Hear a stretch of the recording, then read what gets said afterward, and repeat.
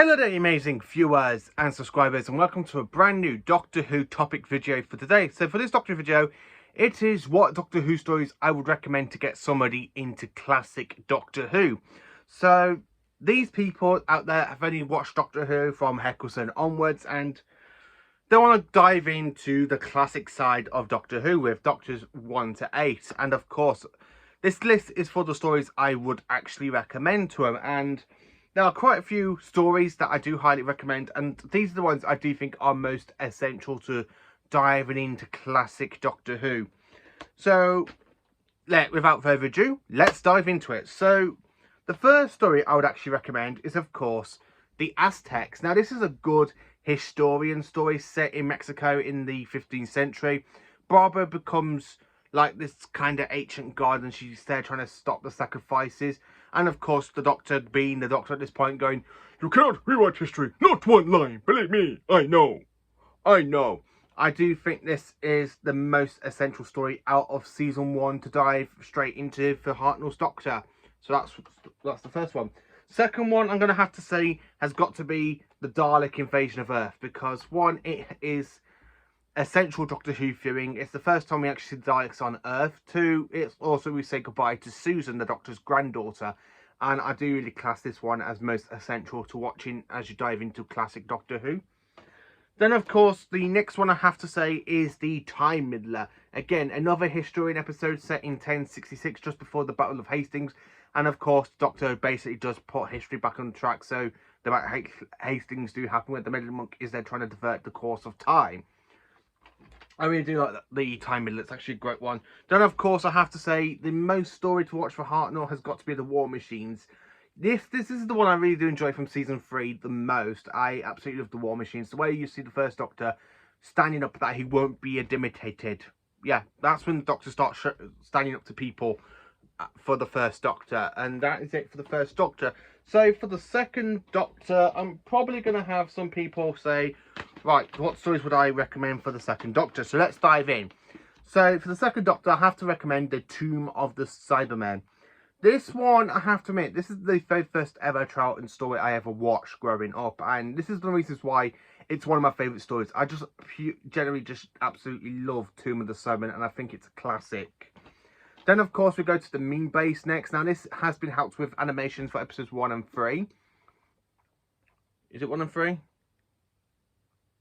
Yeah, I think it's episodes 1 and 3 that's been helped with the animation.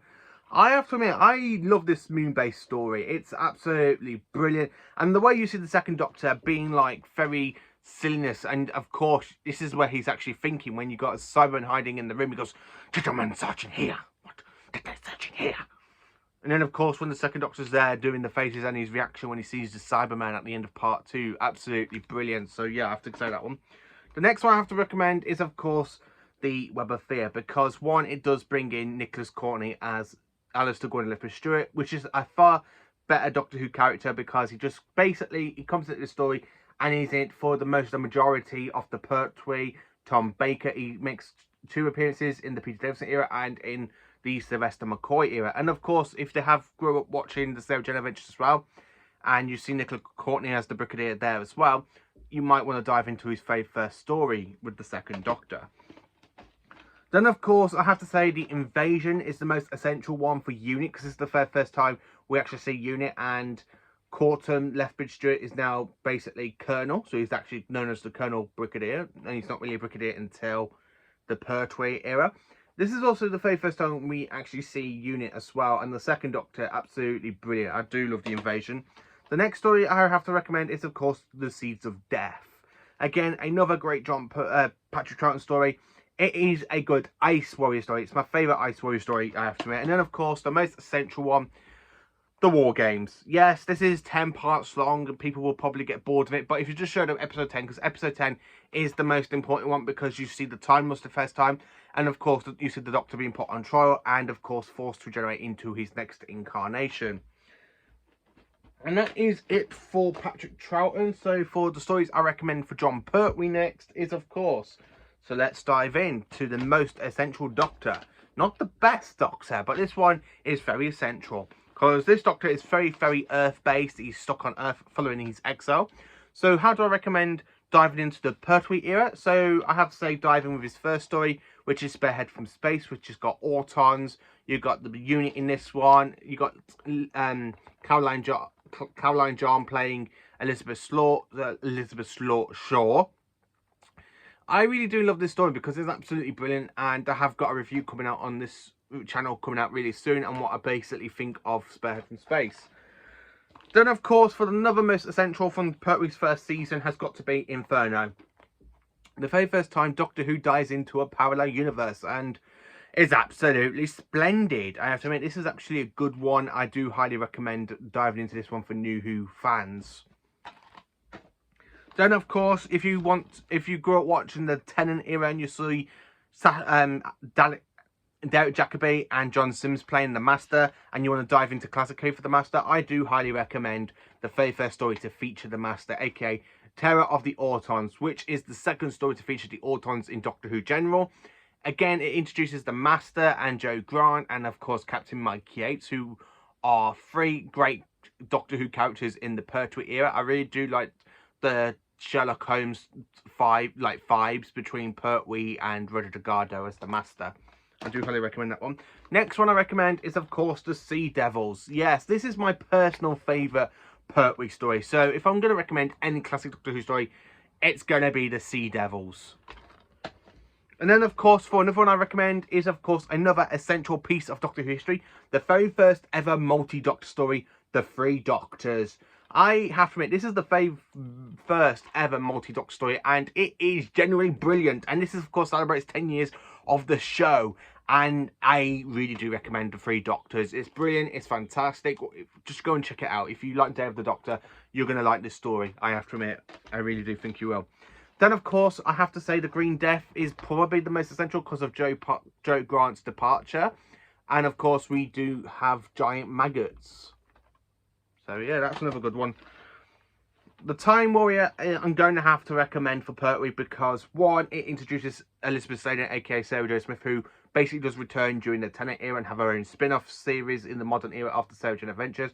And it also introduces the Santarans for the very first time. And, of course, this is the first ever 1970 story to feature in Middle Ages. So it's actually a good it's very history based. It's really quite good. And then, of course, I have to say this one for the last one for Pertwee, Planet of the Spiders. I do have to say you have to watch Pertwee's Swan Song because I absolutely remember watching this on VHS with my dad, and I absolutely loved it. And that is it for Pertwee. Now, diving into the best and my all-time favourite and the best incarnation of the Doctor, played by Tom Baker, the Fourth Doctor. So how do I recommend the Fourth Doctor stories? Well, I'm going to have to say you have to start off with his first one, aka Robot. Very Pertwee feel, but Robot's absolutely brilliant, and Tom Baker is brilliant as the Doctor from the word get-go. I really do love Robot. Following that, I have to say Ark in Space is next, which is the second story of Tom Baker's run. Because, again, this one is just pure brilliancy, and I do like the Ark in Space. It's not really appreciated much in the fandom, and I just really love it, I have to admit. The third one I have to recommend is Genesis of the Daleks. It's Davros' favourite story. It shows the creation of the Daleks. It's basically the must-watch Doctor Who story in general. I do like that one. Followed by Pyramids of Mars from season 13. Again, this is Tom and Elizabeth basically having the first full-on season together, because in the first season they have Harry. So this is the two of them basically travelling together, and it's absolutely a brilliant season, but this is my favourite story out of season 13. I really do like the whole ancient mummies and Sutekh, the god of Mars. It's absolutely just brilliant. Then, of course, I have to recommend the Face of Evil, aka Louise Jamieson's very first story, because one, it's not just a good Doctor Who story that introduces Leela. Two, it's got some great lines from the Fourth Doctor himself. Now stand away, or I will kill him with this jelly baby. Yeah, I really love that one. Followed by The Talents of Wing Chiang. Again, this is another story set in the past, and this one is actually in Victorian London. And my God, this one is brilliant. It introduces the Time Agency for the first time with basically does get renamed dropped quite a few times with Captain Jack Harkness. in New Who. But this is absolutely brilliant, and Tom Baker is just absolutely splendid as the Fourth Doctor. Then, of course, I have to say, we dive into Horror of Fang Rock. Again, this is where the Santorans' greatest enemy only made their ever TV debut in this story, and nobody survives. Everybody dies apart from the Doctor and Leela, which is just another good story with no-win scenario, I have to admit. Then, of course, we have Image of the Fandal. Do I need to say more? Do I need to say more than Image of the Fandal? It's just another great Tom Baker story, and I do highly recommend it. Then, of course, we dive into season 17, because there aren't really that many stories I would recommend for the Key to Time season, because if I was going to recommend that season, you have to watch the whole season, because it's a whole story arc. But I recommend City of Death next, because one, this is my second favourite Tom Baker story. Very, very essential if you want to dive into the most popular incarnation of the Doctor. Two, it really messes around with time a little bit with the Mona Lisa paintings and the Doctor going around, this is not a fake, when he goes to Leonardo da Vinci's house. Yeah, I have to admit, City of Death, brilliant. I love City of Death. Next on the list is, of course, Shada. This is the 2017 release with the animation filling in the gaps, and this is basically the movie version. To watch the original 6 parts, you have to get it in Doctor Who The Collection season 17. But I have to recommend this story. Is absolutely brilliant, because watching this for the first time back in 2017, because it was actually on transmitted, because half of it was filmed, half of it wasn't, because of a strike at the BBC at the time. And then when the strike finished, I had to dive into season 18. So yeah, it's a really good time to dive into Shada, I have to admit.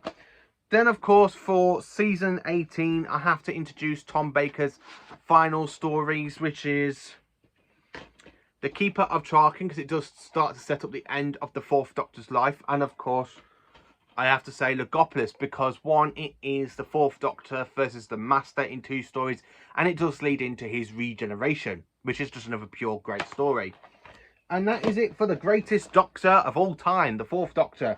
So diving into the Fifth Doctor now. So diving into Peter Davison, the youngest actor to play the role at this point, who was actually 29 years old. So what stories do I recommend for the Fifth Doctor? Well, I have to say I recommend Castrovalva, which is a good post-regeneration story for you to dive into. The Visitation, again, this is one of my favourite stories from season 19. I'm going to have to say it's my second favourite after the story that is literally in this list. It's actually in next place. I really do like the Terrorites. I think they're interesting villains. I would like to see them come back. It does also play about with the Great Fire of London, and that the Doctor and the TARDIS team are the cause of it. So yeah, I do highly recommend The Visitation. Earthshock is next, because one, it says it's a death of a companion for the first time in classic Doctor Who for a very long time. I think the very first death was Katrina and Sarah Kingdom in the Daleks Master Plan, but that story is missing. So this is the only one for a companion's death we have existing. It's also a brilliant Cyberman story as well, because the Cybermen return after an 8-year rest since 1975. I don't really recommend that one, because if you want to dive into Cybermen, I would suggest this story or any of the Patrick Troughton ones. This one is just absolutely brilliant, and I do think it's most standard watching for the Fifth Doctor. Then, of course, for the next essential Doctor Who story to ever watch while you're going back to revisit or diving into Classic Who for the first time, The Five Doctors, set on Gallifrey. The Doctor's been pulled out of time. The first, second and third Doctors have to work with the Fifth Doctor to defeat Barusula and the Master and Cybermen, and of course a Dalek in the Death Zone. What's not to love? This is the second ever multi-Doctor story, and it is just superb. It's a shame that Tom Baker didn't come back and wanted to be in it, but he had only left the role two years earlier, so there is no point in him coming back if he's only just left like 2 years ago. I have to admit, I really do like this story. It's absolutely brilliant and superb, so I do recommend The Five Doctors. Also, I recommend Resurrection of the Daleks. This is a good Dalek story. It's my second favourite Dalek story from the 80s. It's very dark and commiserative. Termaloy is just absolutely superb as Davros. Then, of course, another essential Peter Davison watching is, of course, his final story, The Case of Androsani. A no-win scenario. The Doctor's just there in the middle of this situation, trying to get out. Perry gets infected by spectral toxemia. So is the Fifth Doctor, and it does lead into his regeneration into his next incarnation. So I do recommend The Case of Androsani. Coming into the Sixth Doctor now, there are only 3 stories I actually do recommend to get into the Sixth Doctor, because his era, it's very, very short, because it's only like 2 seasons.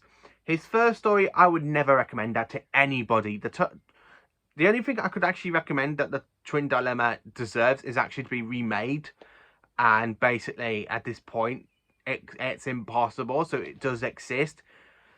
Yeah, I really don't like the Twin Dilemma. I'm not diving into that. So the stories, I have to say, I do recommend into this, for this video, to recommend people into, get people into classic Doctor Who. I'm going to have to say Attack of the Cybermen. It's a sequel and a prequel. It's a sequel to the Tomb of the Cybermen and the Invasion, which is two stories I've already mentioned for the second Doctor's run.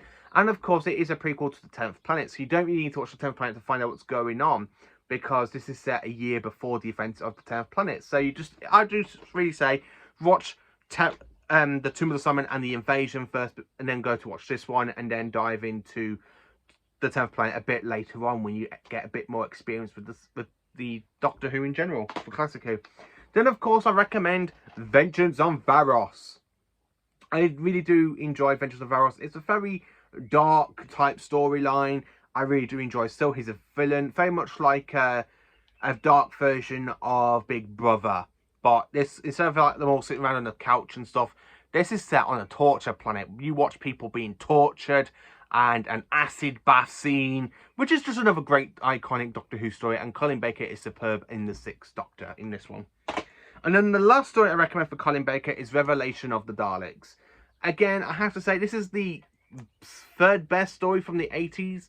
Well, it's the only, yeah, I'm going to say it goes Remembrance, Resurrection in this story. Now, I have to admit, this story, again, it is pretty much darker tone than some other Dalek stories that we have. Colin Baker is absolutely brilliant. Thelma Lloyd is, as Davros, is just superb. As you can see, this is signed by Colin Baker himself, I have to say. And then jumping into my second favourite incarnation of the Doctor, so diving in with Paradise Towers. Sorry, I have to say Paradise Towers, it's another good jumping point to a new Doctor. It's absolutely brilliant, because this is where we start to see the 7th Doctor become his chess master persona that we do see in season 25 and of course season 26. So I do recommend that one. Dragonfire, the introductory story to Ace, who is the best companion to the Doctor ever, and it's absolutely just superb. I really do like Kurt and Sylvester in this story. It's just absolutely brilliant. And we said goodbye to Bonnie Langford, aka Mel. So yeah. Remembrance of the Daleks. Yes, a Dalek civil war hunting down a weapon that the Doctor has left so it can create time travel for the Daleks. Yeah, I got this signed by Sylvester McCoy as well. I got quite a few things signed by Peter Colling and Sylvester and Paul. I have to admit, I really do like Remembrance of the Daleks. It is just brilliant. It's just fantastic Dalek story, and I do highly recommend it. Then, of course, I recommend the Happiness Patrol. Again, this is a very dark storyline. You do see the 7th Doctor like manipulating some of the events, when you got him manipulating those two people with the gun and going, "Gunner, and shoot me." The Candyman's a really great villain. I do like Helen H. Happiness Will Prevail. And this was the very first ever McCoy story I actually ever watched with my dad, I have to say. So I'm quite fond of it. And then, of course, I recommend The Curse of Fenric. Why the hell not? My all-time favourite McCoy story. My favourite story from season 26. And, of course, it's my all-time favourite Doctor Who story in general. It's actually in the top 5. The top 5 best Doctor Who stories. And this is number 1. I might have to do that. My top 5 favourite Doctor Who stories from Classic Who. My top 5. Curse of Fenric. It is brilliant. It's very set in World War II. You got Russians, of course, and well, you got the ancient Heatherfalls, dawn from the dawn of time, and they come out at the wrong point because of Fenric manipulating the events with the wolves of Fenric, and of course messing around with Ace. And then the last ever story I do highly recommend to get into classic Doctor Who, Survival. Just because it is the last ever episode of classic Doctor Who, and it really does kind of set the template up for the next era with Christopher Eccleston, because you do see the TARDIS on a parallel state. It really does set up stuff, and of course it's the last appearance of Anthony Ainley's incarnation of the Master as well, so I do highly recommend that. And then the final one I do highly recommend before you get to finish off classic Doctor Who for this list, I'm going to have to recommend a TV movie. I'm sorry to say, but I do have to recommend a TV movie. One, it really does close in the gap between the end of Classic Who with Survival and the beginning of New Who with Rose. You got Paul McGann, who is an absolutely fantastic incarnation of the Doctor. My 5th favourite incarnation, I might have to say. And of course, it has Eric Roberts as the Master. Eric Roberts as the Master, he is very the low point of the movie, but he is very like campish, and some scenes he's not. I do like the whole American plot in this one. It does very feel like it's based in America too much, but apart from that, I absolutely think it's brilliant, and Paul McGann is just absolutely splendid. And that is the Doctor Who stories I would recommend to get anybody into classic Doctor Who.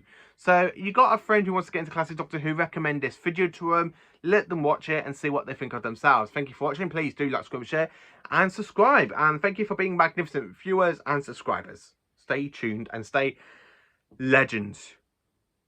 That you all are. You all are just pure legends. So thank you for watching.